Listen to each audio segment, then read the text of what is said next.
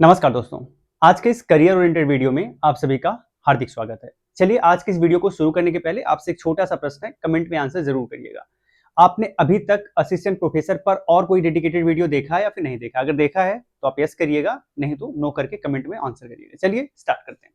तो सबसे पहले क्वालिफिकेशन की बात करेंगे कि क्वालिफिकेशन क्या मांगा जाता है इसके लिए। तो अगर आप असिस्टेंट प्रोफेसर बनना चाह रहे हैं as a government assistant professor, तो आपके पास पीजी आपका होना चाहिए। तो पीजी यानी पोस्ट ग्रेजुएशन आपका कंप्लीट होना चाहिए। पीजी में हो सकता है आप एमए किए हों, या हो सकता आप एमएससी किए हों, हो सकता आप एमकॉम किए हों, हो सकता आप एमएससी एजी किए हों, या ऐसा भी हो सकता है कि आप एमबीए किए हों।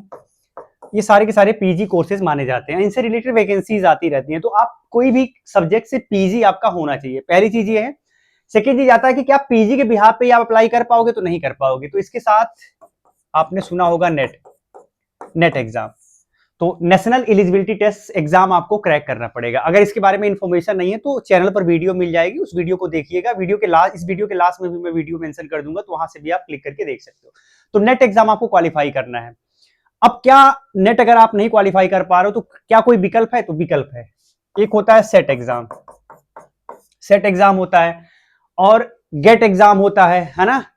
और इसके अलावा कुछ और एग्जाम्स होते हैं, जैसे कि एग्रीकल्चर में जाना चाहते हैं तो वो आपको एटलीस्ट एलिजिबिलिटी क्राइटेरिया वाले एग्जाम क्वालिफाई करने पड़ेंगे, तो आप एलिजिबल माने जाओगे, असिस्टेंट प्रोफेसर बनने के योग्य माने जाओगे, और जब भी वैकेंसी आएगी उसमें आप अप्लाई कर पाओगे। तो पहला ये एक बेसिक क्राइटेरिया है। लेकिन दिक्कत यह है कि अगर आप नेट क्वालिफाई किए हो तब तो आप पूरे भारत में कहीं भी वैकेंसी आएगी अप्लाई कर सकते हो। लेकिन अगर आप सेट क्वालिफाई किए हो ना, तो ये स्टेट ओरिएंटेड होता है। तो जिस स्टेट का सेट आपने क्वालिफाई किया, सिर्फ उसी स्टेट को आप टारगेट कर सकते हो। एग्जाम्पल के रूप में सपोज करिए आपने एमपी का सेट क्वालिफाई किया है, तो एमपी में अगर वैकेंसी आएगी असिस्टेंट प्रोफेसर की, तो आप वहां पे अप्लाई कर पाओगे। अगर यूपी में आएगी तो नहीं कर पाओगे। तो इसीलिए टारगेट आपका क्या होना चाहिए? टारगेट आपका होना चाहिए नेट। क्लियर है? दूसरे लोग ऐसे होंगे जिनका ना नेट क्वालिफाई है ना सेट क्वालिफाई है, लेकिन उन्होंने पीएचडी कर लिया है ना, उन्होंने पीएचडी कर लिया। तो अगर आपने पीएचडी कर लिया है और आपका इनमें से कोई भी एलिजिबिलिटी क्राइटेरिया आपने क्वालिफाई नहीं किया, तो पहले ऐसा होता था कि आपको ये जरूरी होता था, बट अभी तो पीएचडी अगर आपका हो गया है तो भी आप अप्लाई कर सकते हो। तो ये बेसिक एलिजिबिलिटी क्राइटेरिया है।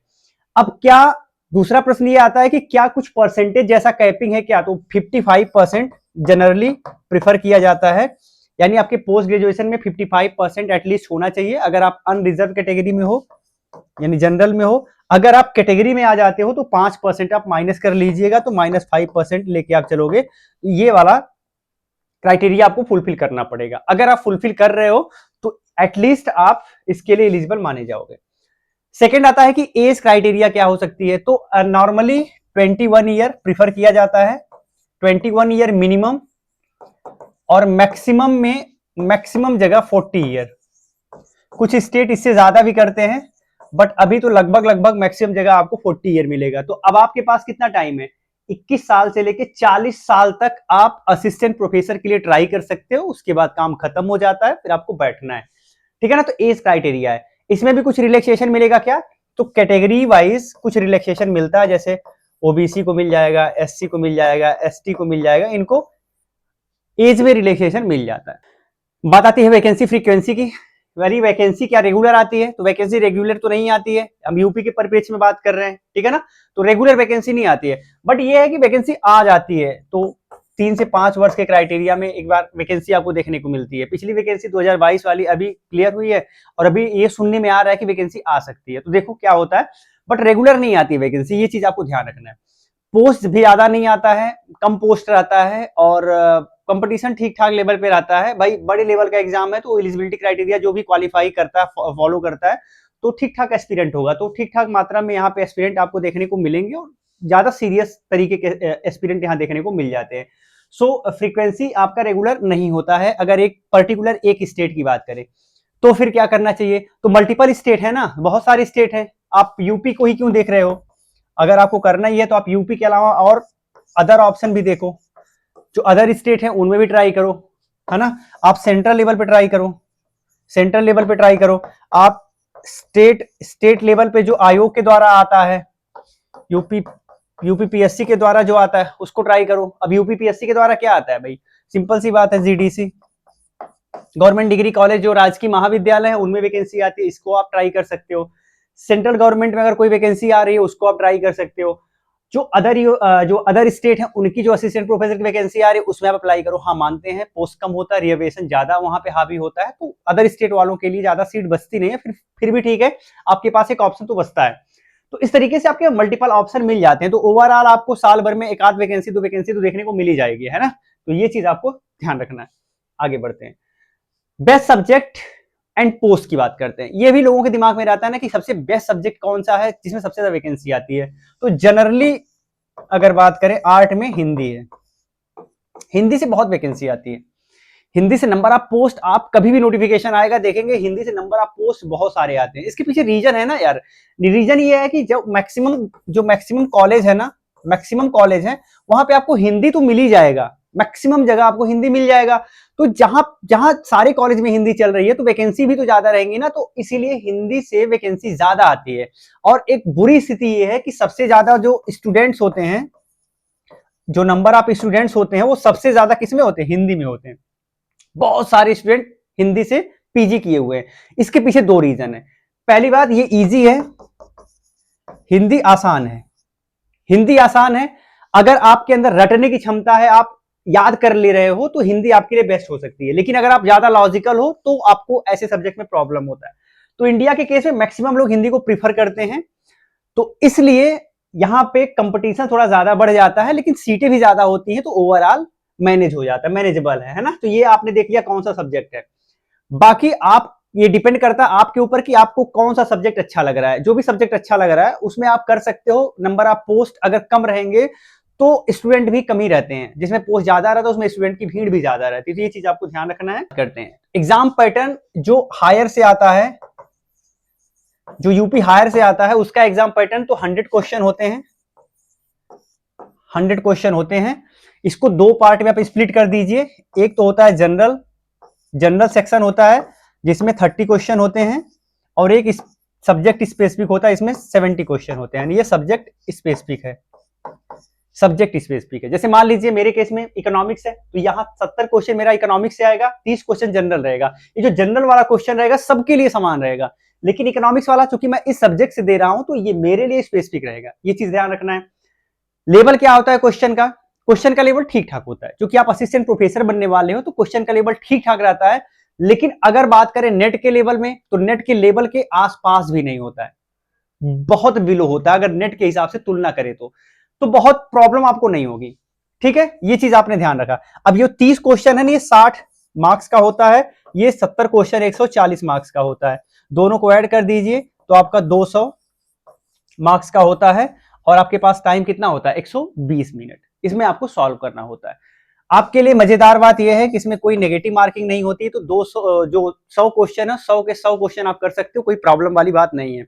लेकिन नेगेटिव मार्किंग होती तो कट ऑफ थोड़ा कम जाता।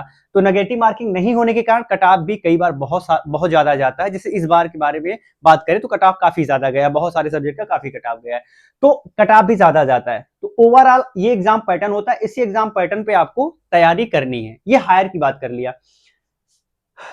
अगर बात करें हायर के अलावा, जैसे जीडीसी होता है, इसका एग्जाम पैटर्न थोड़ा चेंज हो जाएगा गवर्नमेंट डिग्री कॉलेज का। इसमें 120 क्वेश्चन होंगे टोटल, 120 क्वेश्चन होंगे इसमें टोटल। ये भी दो पार्ट में डिवाइड होगा, है ना। एक तो होगा जनरल सेक्शन, एक तो होगा सब्जेक्ट स्पेसिफिक। जनरल सेक्शन जो होगा इससे 30 क्वेश्चन होगा, सब्जेक्ट स्पेसिफिक से 90 क्वेश्चन होगा, है ना। तो इस तरीके से 120 क्वेश्चन होगा और 150 मार्क्स का होगा। इसमें खतरनाक स्थिति क्या है, इसमें 0.33% का नेगेटिव मार्किंग है। ईच क्वेश्चन 0.33% कटेगा। परसेंट का मतलब आपका अगर एक क्वेश्चन सही करते हो 1.25 मार्क्स मिलता है, तो अगर आप एक क्वेश्चन गलत करते हो तो इसका 0.33% काट लिया जाएगा, जो कि लगभग 0.45 के करीब शायद आता है मार्क्स एक क्वेश्चन पे। ठीक है ना, तो आप देख लीजिएगा, ये इसका पैटर्न होता है जीडीसी का। चलिए आगे बढ़ते हैं, सैलरी की बात करते हैं। बेस्ट जॉब है। ग्रेड पे की बात करें तो ग्रेड पे 6000 है। अब आप सोच सकते हो 6000 ग्रेड पे की जॉब है तो बेहतरीन जॉब है, टॉप लेवल की जॉब है।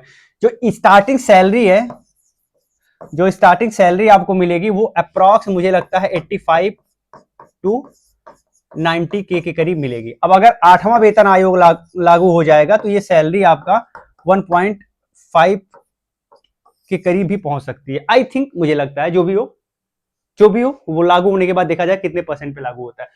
चलिए, सैलरी भी आपने देख लिया। प्रिपेयर कैसे करना है ये चीज ध्यान रखने वाली बात है, ये भी इंपॉर्टेंट हो जाता है। तो चलिए इस पे भी थोड़ा सा बात कर लेंगे। तो पहली चीज तो ये है कि आपको सिलेबस कवर करना है। सिलेबस किस लेवल पे कवर करना है? PG plus advance. PG plus advance, क्योंकि पीजी में जो सिलेबस है एक्चुअल में थोड़ा सा उससे ब्रॉड सिलेबस है, तो जो एडिशनल सब्जेक्ट जो एडिशनल टॉपिक है उनको भी आपको कवर करना है। तो पीजी प्लस एडवांस लेवल में आपका कॉन्सेप्ट, यहां पे कॉन्सेप्ट प्लस फैक्ट, और अगर आपके सब्जेक्ट का नेचर फ्लेक्सिबल है, थोड़ा फ्लेक्सिबल है, स्टैटिक रिजिड नहीं है, फ्लेक्सिबल है, तो आपको करंट सेगमेंट को रिलेट करना है। जैसे एग्जांपल के रूप में मान लीजिए आप पॉलिटिकल साइंस से कर रहे हो, तो पॉलिटिकल साइंस से अभी जो कानून बन रहे हैं, है ना, संविधान में कोई संशोधन हो रहा है, तो वर्तमान परिप्रेक्ष्य में आपको लेके चलना है। अगर आप इकोनॉमिक्स से हैं तो इकोनॉमिक्स में जो अभी बजट आया है, इकोनॉमिक सर्वे आया है, कोई स्कीम आई है ना, तो वो सारी चीजों को भी आपको कंसीडर करके चलना है। तो ये आपका कॉन्सेप्ट, फैक्ट प्लस करंट तीनों से लिंक करके काम करना है। ये आपका तैयारी का दायरा होना चाहिए। सेकेंड चीज क्या होता है, अब पता चला, मैंने बताया कि ये 2 सेक्शन होता है, एक जनरल सेक्शन होता है, एक सब्जेक्ट स्पेसिफिक होता है। ये तो मैंने सब्जेक्ट स्पेसिफिक के लिए बता दिया। जो जनरल सेक्शन है ना, उसमें आपको एफर्ट लगाना पड़ेगा, क्योंकि यहां पर अगर आप एफर्ट नहीं लगाओगे तो प्रॉब्लम होगी। तो आपको अगर इसके हिसाब से बताएं तो आप जनरल सेक्शन के लिए लूसेंट कंसीडर कर सकते हो। मोर देन एनफ है लूसेंट। अगर आप बहुत डेप्थ में जाओगे तो बहुत प्रॉब्लम होने वाली है, तो आप लूसेंट कंसीडर कर सकते हो। अच्छा सोर्स है, एफर्ट लगाओगे तो काम हो जाएगा। लूसेंट के साथ आपको करंट अफेयर्स भी कवर करने पड़ेंगे। तो ये सेक्शन अगर आपका ठीक ठाक स्कोर कर देता है तो आपके सिलेक्शन के चांसेस बढ़ जाते हैं। अब आपका जो मेन सेक्शन है, इसमें आपने ये सारी चीजें तो जब क्लियर कर ली, तो आपको पीवाईक्यू साथ में ऐड करना पड़ेगा। पीवाईक्यूज एंड लास्ट में टेस्ट सीरीज। ये आपका पूरा का पूरा दायरा है। अब पीवाईक्यूज के लिए क्या कर सकते हो, तो बहुत सारी बुक मार्केट में आती है। एक तो यूथ पब्लिकेशन की आती है, पूरी मोटी सी बुक होती है, उसको भी आप कंसीडर कर सकते हो। बट उसमें एक चीज ध्यान रखना है कि यूथ पब्लिकेशन की जो बुक आती है उसमें मिस्टेक्स बहुत है, तो थोड़ा सा आप करेक्शन करते हुए चलेंगे तभी सही है, नहीं तो उसमें बहुत मिस्टेक है, तो एक बार देख लीजिएगा। तो इस तरीके से आपका तैयारी का दायरा रहेगा। आगे बढ़ते हैं, ज्वाइनिंग एंड ऑल की बात करते हैं। लेकिन इसके पहले एक चीज ध्यान ले लीजिए कि आपका जो सबसे पहले एग्जाम होता है हायर में, एक ही एग्जाम होता है। अगर आप कट ऑफ में सेलेक्ट होते हो, फिर आप इंटरव्यू में जाते हो, इंटरव्यू के बाद फिर आपका फाइनल कट ऑफ बनता है, और उसके बाद सिलेक्शन होता है, डीवी होता है, फिर सिलेक्शन हो जाता है। तो ज्वाइनिंग एंड ऑल की बात करें तो अब आपका एग्जाम हो गया, आपने क्लियर कर लिया, इंटरव्यू हो गया, आपने अच्छा किया, डीवी हो गया, उसके बाद आपकी ज्वाइनिंग होती है। आपकी ज्वाइनिंग होती है। जो आपकी ज्वाइनिंग होगी ना, वो कहां होगी? वो मैनेजमेंट कॉलेज में होगी। मैनेजमेंट कॉलेज, एमसी मतलब मैनेजमेंट कॉलेज, लिख दूं पूरा? मैनेजमेंट कॉलेज में ज्वाइनिंग होगी। मैनेजमेंट कॉलेज में मतलब जो पूर्ण सरकारी नहीं होता है, अर्ध सरकारी होता है ना, मैनेजमेंट कॉलेज में आपकी ज्वाइनिंग होगी। तो यहां पर अच्छी बात यह है कि बहुत ज्यादा ट्रांसफर वाला टेंशन नहीं रहता है, सुकून रहेगा आपको, बहुत भागम भाग जिंदगी में नहीं रहेगा। तो अगर आपको सुकून चाहिए तो ठीक है, मैनेजमेंट कॉलेज ठीक है, आप जाके ज्वाइन कर सकते हैं। जो जाकर ज्वाइन करेंगे तो वहां पर हो सकता है कि थोड़ा बहुत आपसे पैसे वगैरह की डिमांड की जाए, मे बी, वो तो सिचुएशन टू सिचुएशन डिफर करता है। बट इसके बाद आपकी ज्वाइनिंग होती है। ज्वाइनिंग होने के बाद कुछ दिन आपका प्रोबेशन पीरियड वगैरह होता है, उसके बाद आप फिर परमानेंट हो जाते हो। तो इस तरीके से नॉर्मली चीजें चलती है। लेकिन आप जब भी आपका प्रोबेशन पीरियड भी रहेगा तो सैलरी आपको पूरी की पूरी मिलती है ना, बहुत भागम भाग यहाँ पे नहीं है। वर्क प्रोफाइल की बात मैंने पहले बता दिया कि वर्क प्रोफाइल यहाँ बहुत भागम भाग नहीं है, बहुत बैलेंस वर्क प्रोफाइल रहेगी। मॉर्निंग में आप जाओगे, अप्रॉक्स 10 AM पे जाओगे, और आप लगभग 3 से लेके 4 PM तक का जॉब रहता है। एफर्ट ज्यादा नहीं लगाना होता है। अप्रॉक्स 2 लेक्चर मुझे लगता है मैक्सिमम आपको करना होगा, 2 लेक्चर मैक्सिमम होगा। कभी कभी तो ऐसा भी होता है 1 लेक्चर से 2 लेक्चर ही रहता है, तो मैक्सिमम टाइम आप फ्री ही रहोगे, है ना, बहुत ज्यादा बर्डन नहीं रहता है। और एकदम राजा की तरह जाओ आओ, मस्त जॉब है ना, पर्याप्त पैसा मिल रहा है। तो वर्क प्रोफाइल आपकी बेस्ट है। आप अच्छा नंबर प्राप्त करते हो, अच्छा नंबर गेन करते हो, अपने नियर बाई में आप कॉलेज ले सकते हो, यानी आप अपने घर के आसपास कॉलेज ले सकते हो, तो परिवार को भी पूरा टाइम दे पाओगे। है ना। अगर आपको अपने घर के आसपास कोई कॉलेज मिल गया तो आपके खर्चे वैसे कम हो जाएंगे, क्योंकि आप कहीं बाहर रूम लेके रह रहे हो, कोई मकान लेके रह रहे हो, वहां पे उसका खर्चा, अगर महंगा शहर है तो वहां पे काफी पैसा आपका लगेगा, लेकिन अगर आप अपने घर पे रह रहे हो तो ये सारा पैसा आपका बच जाएगा, तो बस आपके लिए बेस्ट है। लेकिन अगर जीडीसी की बात कर लें, जीडीसी की बात कर लें तो इसमें थोड़ा सा उतना मजा नहीं जितना इसमें मजा है, क्योंकि ये गेस्टेड पोस्ट है, ये गेस्टेड पोस्ट है ना। ज्वाइनिंग कौन करवाएगा? राज्यपाल जी करवाएंगे। हटाएगा कौन? राज्यपाल जी हटाएंगे। पावर ज्यादा होता है, आप अपना स्टाम्प लगा सकते हो, है ना, अपना स्टाम्प आप बनवा के वेरीफाई भी कर सकते हो, तो आपके पास पावर यहाँ पे थोड़ा सा मिल जाता है, थोड़ा सा मिलता है, बहुत ज्यादा नहीं होता है, सुनने में अच्छा लगता है, उतना आप यूज नहीं कर पाओगे।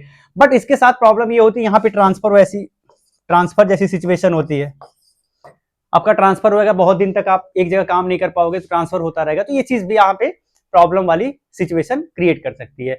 साथ ही साथ जीडीसी गेस्टेड पोस्ट है, तो कभी भी आपको इमीडिएट बुलाया सकता है, तो आपको हो सकता है कि छुट्टियों में भी काम करना पड़े, ऐसे बहुत सारी सिचुएशंस बनेंगी, वो आप देखोगे, आपको उसका सामना करना पड़ेगा। तो थोड़ा सा यहाँ पे उतना बैलेंस नहीं है अप्रोच, बट यहाँ पे ज्यादा मजा है हायर में। बट एक चीज मैं बताना चाहूंगा कि यहाँ उससे थोड़ा सा ज्यादा पावर है, और दूसरा आपके पास पावर ये है कि आप सरकारी हो, आप पूर्ण सरकारी, आप राजकीय महाविद्यालय में पढ़ा रहे हो, तो ये दो फायदे हैं, देख लीजिएगा अपने हिसाब से। तो लगभग सारी चीजें तो हमने डिस्कस कर ही ली ना। उम्मीद करता हूं कि आपको जितनी जरूरी इंफॉर्मेशन थी, सारी इंफॉर्मेशन मैंने इस वीडियो में आपको प्रोवाइड किया और आप संतुष्ट होंगे। नहीं संतुष्ट हैं तो कमेंट तो है ना आपके लिए, तो आप कमेंट में लिख के पूछिएगा, हम ट्राई करेंगे बताने के लिए। और अगर आप संतुष्ट है ना तो वीडियो को हाइप जरूर करिएगा। अभी एक नया फीचर आया है, कमेंट में जब जाएंगे तो हाइप का ऑप्शन आता है, आप हाइप कर देंगे तो थोड़ी सी वीडियो को बूस्ट मिल जाएगा। बाकी अगर आपको लग रहा है कि कंटेंट हाइप करने लायक है तो आप करिएगा, अदरवाइज मत करिएगा। बाकी आप लाइक शेयर भी कर सकते हैं।